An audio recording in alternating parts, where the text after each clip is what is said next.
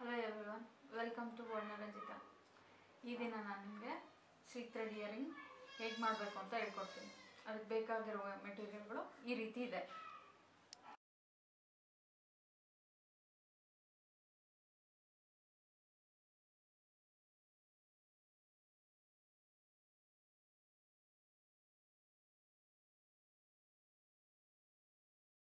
ಈಗ ಯಾವ ರೀತಿ ಮಾಡಬೇಕು ಅನ್ನೋದು ನಾನು ನಿಮ್ಗೆ ಹೇಳ್ಕೊಡ್ತೀನಿ. ನಿಮ್ಗೆ ಬೇಕಾಗಿರೋ ಕಲರ್ ಸಿಲ್ಕ್ ಥ್ರೆಡ್ ತೊಗೊಳ್ಳಿ. ಸೊ ಬಿಗಿನರ್ಸ್ಗೆ ಈಸಿ ಆಗಲಿ ಅಂತೇಳಿ ಎಕ್ಸಾಮ್ ಪ್ಯಾಡ್ನ ಯೂಸ್ ಮಾಡ್ಕೊಳ್ಳಿ ರ್ಯಾಪ್ ಮಾಡೋಕ್ಕೆ. ಯಾಕಂದರೆ ಹಂಗೆ ತೆಗೆಯೋಕ್ಕೆಲ್ಲವ್ರಿಗೆ ಆಗೋದಿಲ್ಲ. ಸೊ ಈ ರೀತಿ ತೊಗೊಂಡು ಯೂಶ್ವಲಿ ನಾನು ಒಂದು ಇಯರಿಂಗ್ಗೆ ಈ ಥರ 10 ಲೇಯರ್ಸ್ ತೊಗೊಳ್ತೀನಿ. ಸೊ ನನಗೆ ಫ್ರೀ ಹ್ಯಾಂಡ್ ಮಾಡಿ ಈಸಿ ಆಗಿರೋದ್ರಿಂದ ನಾನು ಫ್ರೀ ಹ್ಯಾಂಡಲ್ಲಿ ಯಾವ ರೀತಿ ಮಾಡೋದು ತೋರಿಸ್ತೀನಿ. ಆದರೆ ಬಿಗಿನರ್ಸ್ ಮಾತ್ರ ಈ ರೀತಿ ಏನಾದ್ರು ಪ್ಯಾಡೋ ಅಥವಾ ಏನಾದ್ರು ಹಾರ್ಡ್ ಆಗಿರೋಂಥ ಇದನ್ನ ಇಟ್ಕೊಂಡು ರ್ಯಾಪ್ ಮಾಡ್ಕೊಳ್ಳಿ. ಸೊ ಈಗ ನಾನು ಫ್ರೀ ಹ್ಯಾಂಡಾಗಿ ಯಾವ ರೀತಿ ತೊಗೋಬೇಕು ಅನ್ನೋದು ತೋರಿಸ್ತಾ ಇದ್ದೀನಿ. ಈ ರೀತಿ 10 ಲೇಯರ್ಸ್ ತೊಗೋಬೇಕಾಗತ್ತೆ. 1 2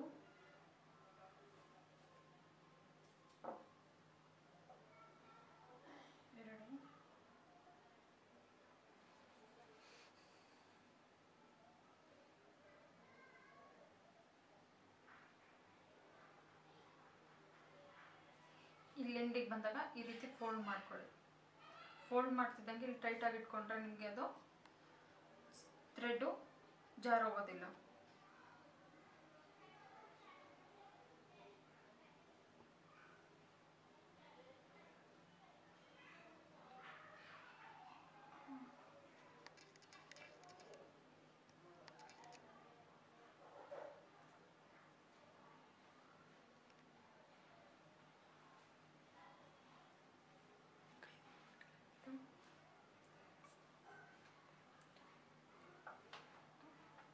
ಸೊ ಈಗ 9 ಆಗಿದೆ. ಇದು ನಾನು ಲಾಸ್ಟ್ ಲೇಯರ್ ತೊಗೊಳ್ತಾ ಇದ್ದೀನಿ 10. ಸೊ ಹಿಂಗೆ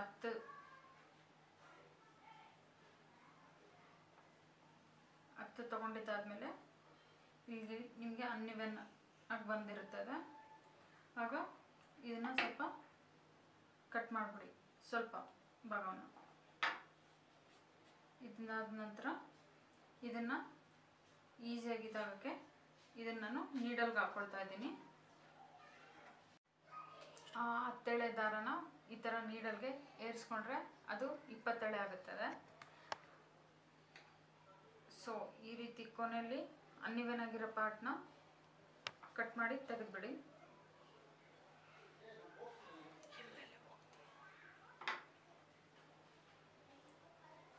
ಸೊ ಈ ರೀತಿ ಪ್ಲಾಸ್ಟಿಕ್ ಮೋಲ್ಡ್ಗೆ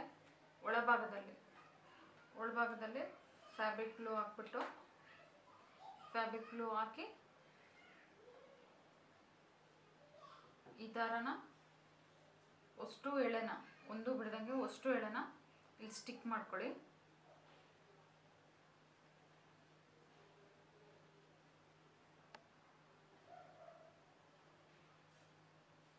ಸೊ ಸ್ಟಿಕ್ ಮಾಡಿದ್ದಾದಮೇಲೆ ಅಟ್ಲೀಸ್ಟ್ 2 to 3 ಮಿನಿಟ್ಸ್ ಬಿಡಬೇಕು. ಯಾಕಂದರೆ ಅದು ಡ್ರೈ ಆಗಬೇಕು. ಡ್ರೈ ಆಗಿಲ್ಲ ಅಂದರೆ ದಾರ ಬಂದ್ಬಿಡುತ್ತೆ.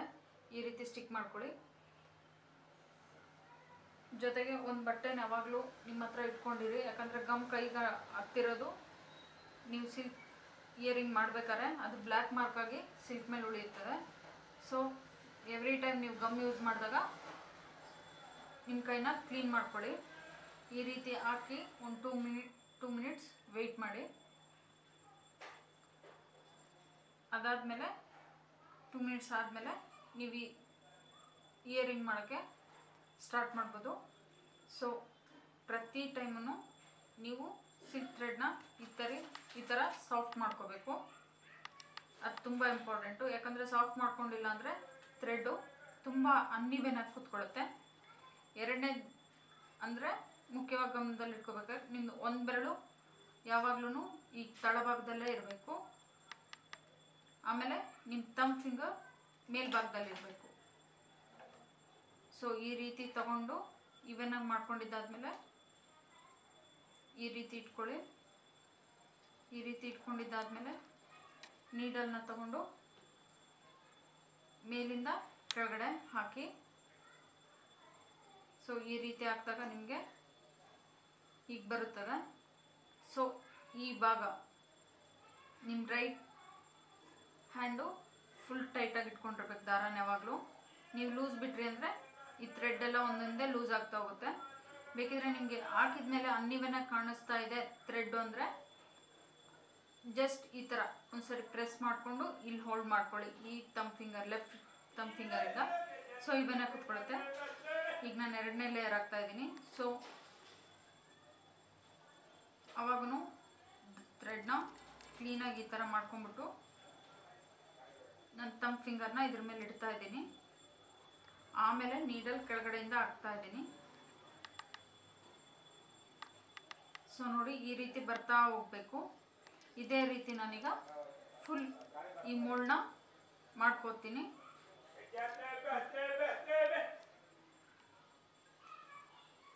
ಸೊ ಮಾಡ್ತಾ ಹೋಗಿ ಇದೇ ರೀತಿಯಲ್ಲಿ.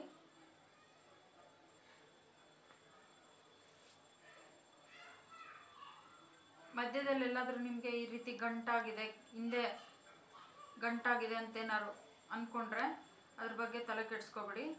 ಅದನ್ನ ಆಮೇಲೆ ಫ್ಯಾಬ್ರಿಕ್ ಗ್ಲೂ ಹಾಕಿ ಸ್ಟಿಕ್ ಮಾಡಿದ್ರೆ ಅದೇನು ಪ್ರಾಬ್ಲಮ್ ಆಗಲ್ಲ, ಯಾಕಂದರೆ ಅದು ಕೆಳಭಾಗ ಆಗಿರುತ್ತದೆ. ಮುಖ್ಯವಾಗಿ ಮೇಲ್ಭಾಗ ಮಾತ್ರ ನೀವು ತುಂಬ ಕೇರ್ಫುಲ್ಲಾಗಿ ಗಮನದಲ್ಲಿ ಇಟ್ಕೊಂಡು ಮಾಡ್ತಾ ಹೋಗಿ.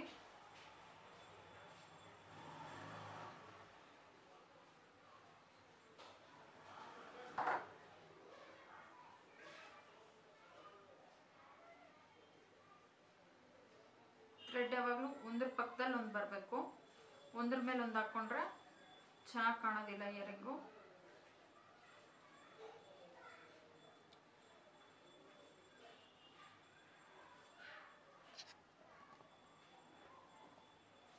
ಇದ್ರ ಕೆಳಭಾಗ ಅಗಲ ಇರೋದು ಮತ್ತು ಮೇಲೆ ಸ್ವಲ್ಪ ಚಿಕ್ಕದಾಗಿ ಹೋಲ್ ಇರೋದ್ರಿಂದ ಮೇಲೆ ಸ್ವಲ್ಪ ಉಬ್ದಂತೆ ಬರ್ತದೆ, ಅದು ಪರವಾಗಿಲ್ಲ. ಯಾಕಂದರೆ ನೀವು ಆಮೇಲೆ ಅದಕ್ಕೆ ಇಯರಿಂಗ್ ಬೀಟ್ ಕ್ಯಾಪ್ ಅಂತ ಸಿಗುತ್ತೆ, ಅದನ್ನ ಹಾಕೋದ್ರಿಂದ ಅದೇನು ನಿಮ್ಗೆ ಅಷ್ಟಾಗಿ ಕಾಣೋದೇ ಇಲ್ಲ. ಸೊ ಇದೇ ರೀತಿ ಮಾಡ್ತಾ ಹೋಗಿ.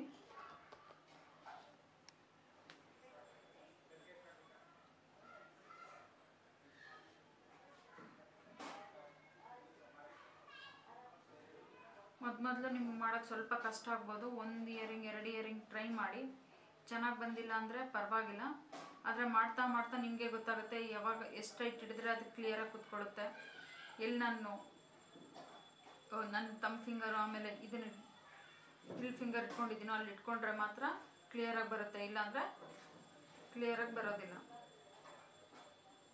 ನಮ್ದೀಗ ಇನ್ನು ಲಾಸ್ಟ್ 2 ಸರಿ ಸುತ್ತಿದ್ರೆ ಆಗೋಗುತ್ತೆ.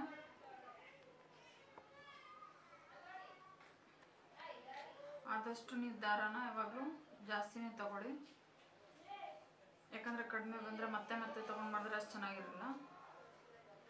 ಇನ್ ಕೇಸ್ ನೀವು ಸ್ಟಾರ್ಟ್ ಮಾಡಿದ್ಮೇಲೆ ಕಡಿಮೆ ಬಂತು ಅಂದರೆ ಪರವಾಗಿಲ್ಲ, ಆವಾಗ ನಿಮ್ಗಿನ್ನೂ ಎಷ್ಟು ಬೇಕಾಗುತ್ತೋ ಅಷ್ಟು ಮಾತ್ರ ತಗೊಳ್ಳಿ. ಆದರೆ ಕೊನೆವರೆಗೂ ನಿಮ್ಮ ಲೆಫ್ಟ್ ಹ್ಯಾಂಡ್ ಲೆಫ್ಟ್ ಫಿಂಗರ್ಸ್ ಇಲ್ಲೇ ಇರಬೇಕು. ಸೊ ಆವಾಗಲೇ ತುಂಬ ಚೆನ್ನಾಗಿ ಬರುತ್ತೆ.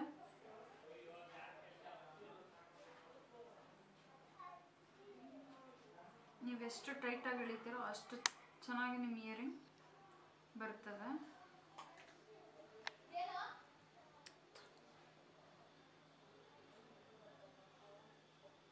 ಸೊ ಈ ರೀತಿ ಫಿನಿಶ್ ಆದಮೇಲೆ ಹಿಂಬದಿಯಲ್ಲಿ ಫ್ಯಾಬ್ರಿಕ್ ಗ್ಲೂ ಹಾಕ್ಬಿಟ್ಟು ಸ್ಟಿಕ್ ಮಾಡಿಬಿಡಿ. ಫ್ಯಾಬ್ರಿಕ್ ಗ್ಲೂ ಹಾಕ್ಬಿಟ್ಟು ಎಕ್ಸೆಸ್ ಇರೋ ಫ್ಯಾಬ್ರಿಕ್ನ ಜಸ್ಟ್ ಹಿಂಗೆ ಸ್ಪ್ರೆಡ್ ಮಾಡಿಬಿಟ್ಟು ತೆಗೆದುಬಿಡಿ. ಸೊ ಅದು ಆವಾಗ ನಿಮ್ಗೆ ಬೇಗ ಡ್ರೈ ಆಗುತ್ತದೆ.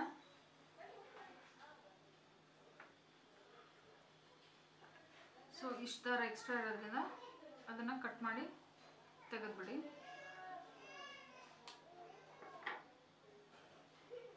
ಸೊ ಮೋಲ್ಡ್ಗೆ, ಪ್ಲಾಸ್ಟಿಕ್ ಮೋಲ್ಡ್ಗೆ ಸಿಲ್ಕ್ ಥ್ರೆಡ್ನ ಸುತ್ತಿದ ನಂತರ ಈ ರೀತಿ ಫಿನಿಶಿಂಗ್ ಬರುತ್ತದೆ.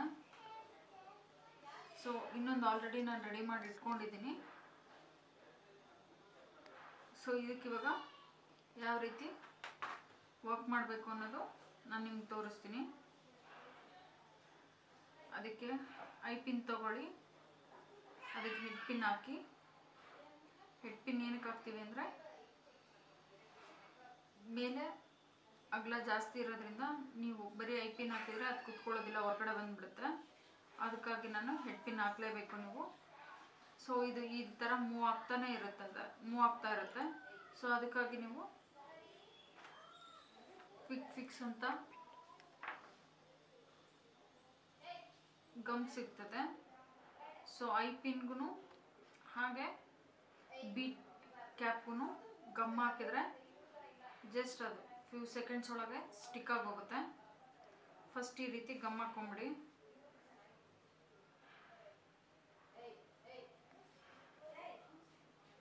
ಸ್ವಲ್ಪ ಅಂದರೆ ಸ್ವಲ್ಪನೇ ಸಾಕು, ಜಾಸ್ತಿನೂ ಬೇಕಾಗಲ್ಲ. ಈ ರೀತಿ ಗಮ್ ಹಾಕಿ ಅಟ್ಲೀಸ್ಟ್ ಫ್ಯೂ ಸೆಕೆಂಡ್ಸ್ ಹಿಂಗೆ ಇಟ್ಕೊಳ್ಳಿ. ಇದಾದಮೇಲೆ ಕೆಳಭಾಗದಿಂದ ಈ ಥರ ಮೇಲೆ ತೊಗೊಂಬನ್ನಿ. ಮೇಲೂ ಸಹಿತ ನೀವೊಂದು ಬೀಟ್ ಕ್ಯಾಪ್ ಹಾಕಲೇಬೇಕು. ಏನಕ್ಕೆ ಅಂತ ಹೇಳಿದ್ರೆ ಇಲ್ಲಾಂದರೆ ಇದು ಈ ರೀತಿ ಮೂವ್ ಆಗ್ತಾನೆ ಇರುತ್ತೆ. ಅದಕ್ಕಾಗಿ ನಿಮ್ಗೆ ಯಾವ ವೆರೈಟಿ ಬೇಕೋ ಆ ವೆರೈಟಿದು ಬೀಟ್ ಕ್ಯಾಪ್ ಹಾಕಬೇಕು. ನಾನು ಇದಕ್ಕೂ ಸಹ ಕ್ವಿಕ್ ಫಿಕ್ಸ್ ಹಾಕಿ ಫಿಕ್ಸ್ ಮಾಡಿಬಿಡ್ತಾ ಇದ್ದೀನಿ, ಯಾಕಂದರೆ ಇದು ಮೂವ್ ಆಗಬಾರ್ದು ಅನ್ನೋ ಒಂದೇ ಒಂದು ಕಾರಣಕ್ಕೆ.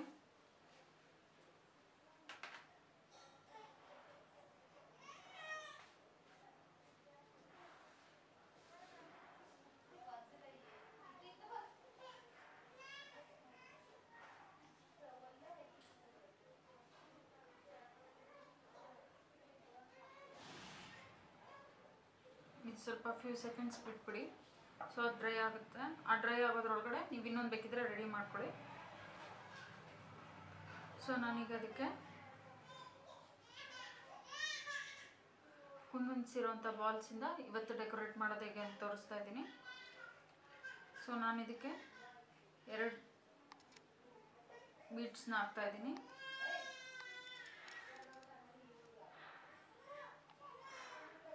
ಈ ರೀತಿ 2 ಬೀಡ್ ಹಾಕ್ತಾಯಿದ್ದೀನಿ. ಸೊ ಐ ಪಿನ್ ಇನ್ನು ಇಷ್ಟು ಎಕ್ಸ್ಟ್ರಾ ಇರೋದ್ರಿಂದ ನನಗೆ ಎಷ್ಟು ಬೇಕೋ ಅಷ್ಟು ಮಾತ್ರ ಇಟ್ಕೊಂಡ್ಬಿಟ್ಟು ಇನ್ನಿದ್ದನ್ನು ಎಕ್ಸಸ್ ಇರೋದನ್ನ ಕಟ್ ಮಾಡ್ತಾಯಿದ್ದೀನಿ. ಈ ರೀತಿ ಇಟ್ಕೊಂಡು ಕಟ್ ಮಾಡ್ಕೊಂಬಿಡಿ.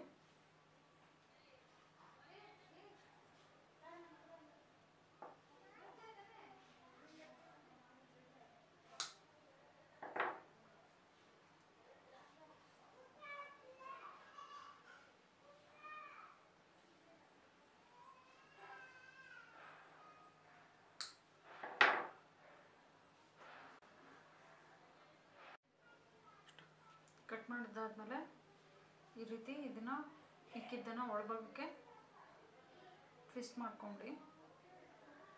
ಅದರ ಪೂರ್ತಿಯಾಗಿ ಪ್ರೆಸ್ ಮಾಡಬೇಡಿ, ಹುಕ್ ಹಾಕೋಷ್ಟು ಗ್ಯಾಪ್ ಇರಬೇಕು ಅದಕ್ಕೆ.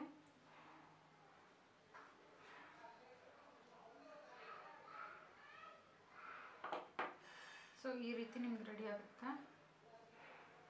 ಇದಕ್ಕೆ ನಾನು ಈಗ ಡೆಕೋರೇಟಿವ್ ಚೈನಿಂದ ಡೆಕೋರೇಷನ್ ಮಾಡ್ತೀನಿ. ಸೊ ಕೆಳಭಾಗಕ್ಕೆ ಫ್ಯಾಬ್ರಿಕ್ ಗ್ಲೂ ಹಾಕ್ಬಿಟ್ಟು ಆ ಚೈನ್ನ ಅಂಟಿಸ್ಬೇಕು. ಫ್ಯಾಬ್ರಿಕ್ ಗ್ಲೂ ಜಾಸ್ತಿ ಆದರೂ ಪರವಾಗಿಲ್ಲ, ಯಾಕಂದರೆ ಅದು ಆಮೇಲೆ ಟ್ರಾನ್ಸ್ಪರೆಂಟ್ ಆಗುತ್ತದೆ, ಏನು ಫ್ಯಾಬ್ರಿಕ್ ಗ್ಲೂ ನಿಮಗೆ ಕಾಣೋದಿಲ್ಲ. ಸೊ ನೀಟಾಗಿ ಎಲ್ಲ ಕಡೆನೂ ಹಾಕ್ಕೊಳ್ಳಿ ಫ್ಯಾಬ್ರಿಕ್ ಗ್ಲೂನ. ಈ ರೀತಿ ಹಾಕ್ಕೊಂಡಿದ್ದಾದಮೇಲೆ ಚೈನ್ ಹಾಕಿದ್ದಕ್ಕೆ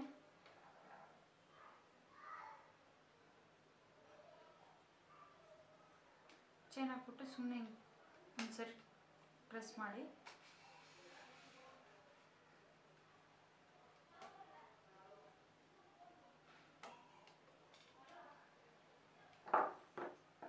ಸೊ ನಿಮಗೆ ಎಷ್ಟು ಬೇಕೋ ಅಷ್ಟು ಅಳತೆ ತೊಗೊಂಡು ಬಿಟ್ಬಿಟ್ಟು ಅಲ್ಲಿ ಕಟ್ ಮಾಡಿಕೊಂಡು ಎಲ್ಲ ಕಡೆನೂ ಕರೆಕ್ಟಾಗಿ ಇದೆನಾ ಅಂತ ನೋಡ್ಕೊಳ್ಳಿ.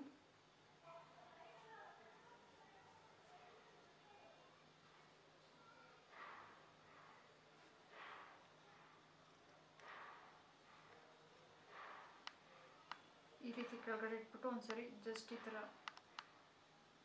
ಎಲ್ಲ ಕಡೆನೂ ಚೆನ್ನಾಗಿ ಕೂತಿದ್ದೇನೆ ಅಂತ ನೋಡ್ಕೊಳ್ಳಿ. ಕೆಲವೊಂದ್ಸರಿ ಅದು ಹೆಚ್ಚು ಕಡಿಮೆ ಕೂತಿರುತ್ತೆ, ಅಲ್ಲಿ ಮೇಲಕ್ಕೆ ಪ್ರೆಸ್ ಮಾಡಿ. ಸೊ ನಾನು ಇವತ್ತು ಸಿಂಪಲಾಗಿ ಈ ರೀತಿ ಡೆಕೋರೇಷನ್ ಮಾಡೋದು ಮಾತ್ರ ತೋರಿಸಿದ್ದೀನಿ. ಜೊತೆಗೆ ಇದಾದಮೇಲೆ ಇಯರಿಂಗ್ ಹುಕ್ಸ್ ಇರುತ್ತಲ್ಲ ಅದನ್ನ ತೊಗೊಂಡ್ಬಿಟ್ಟು ಸ್ವಲ್ಪ ಇಲ್ಲಿ ಮೇಲೆ ಓಪನ್ ಮಾಡಿಕೊಂಡು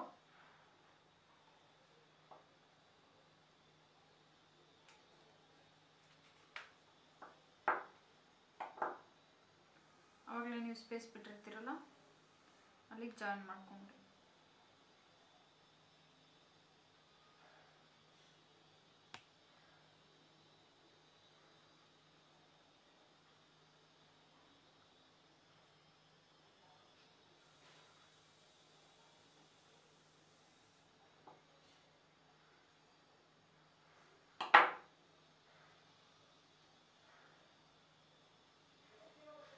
ಈ ರೀತಿ ಓಪನ್ ಮಾಡ್ಕೊಂಡಿದ್ದಾದ್ಮೇಲೆ ಈ ಗ್ಯಾಪಲ್ಲಿ ಈ ರೀತಿ ಹಾಕ್ಬಿಟ್ಟು ಪುನಃ ಅದನ್ನು ಟೈಟಾಗಿ ಕ್ಲೋಸ್ ಮಾಡಿ.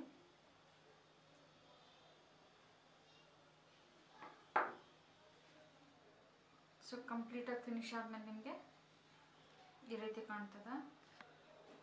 ಸೊ ಅಟ್ಲೀಸ್ಟ್ ಇದನ್ನು 1 hour ಡ್ರೈ ಆಗಕ್ಕೆ ಬಿಡಿ, ಫ್ಯಾಬ್ರಿಕ್ ಗ್ಲೂ ಹಾಕಿದ್ದಾದ್ಮೇಲೆ, ಇಲ್ಲಾಂದರೆ ಚೈನು ಬಿಟ್ಟೋಗ್ತದೆ.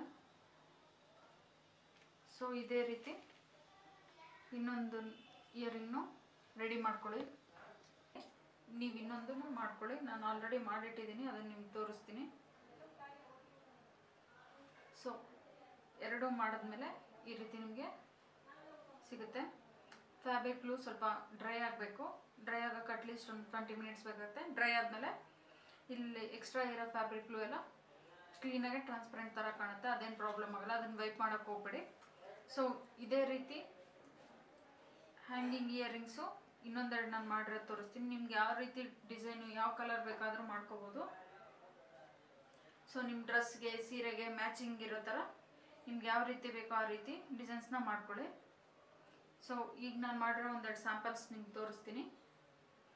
ಇಲ್ಲಿ ನೋಡಿ, ಇದು ಬ್ಲ್ಯಾಕ್ ಕಲರ್ ಥ್ರೆಡ್ಡಿಂದ ಮಾಡಿರೋದು. ಇದಕ್ಕೂ ನಾನು ಚೈನ್ ವರ್ಕ್ ಮಾಡಿದ್ದೀನಿ. ಚೈನ್ ವರ್ಕ್ ಮಾಡಿಬಿಟ್ಟು ಅದ್ರ ಮೇಲೆ ಚಿಕ್ಕ ಚಿಕ್ಕದಾಗಿರೋ ಗೋಲ್ಡ್ ಕಲರ್ ಬೀಡ್ಸ್ನ ಹಾಕಿದ್ದೀನಿ.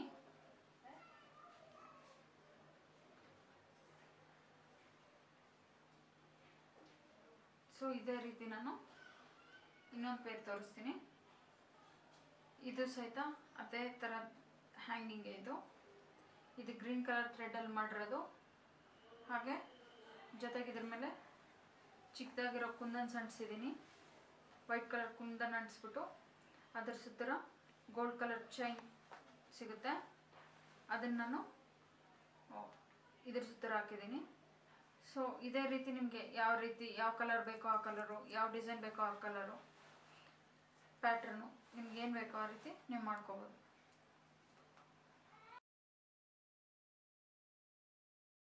ಈ ಸಿಲ್ಕಿ ಇಯರಿಂಗ್ ಮಾಡಲು ಬೇಕಾದ ಮೆಟೀರಿಯಲ್ ಲಿಸ್ಟ್ ಡಿಸ್ಕ್ರಿಪ್ಷನ್ನಲ್ಲಿದೆ, ಚೆಕ್ ಮಾಡ್ಕೊಳ್ಳಿ. ಈ ವಿಡಿಯೋ ಇಷ್ಟ ಆದಲ್ಲಿ ಲೈಕ್ ಮಾಡಿ, ಸಬ್ಸ್ಕ್ರೈಬ್ ಮಾಡಿ. ಧನ್ಯವಾದಗಳು.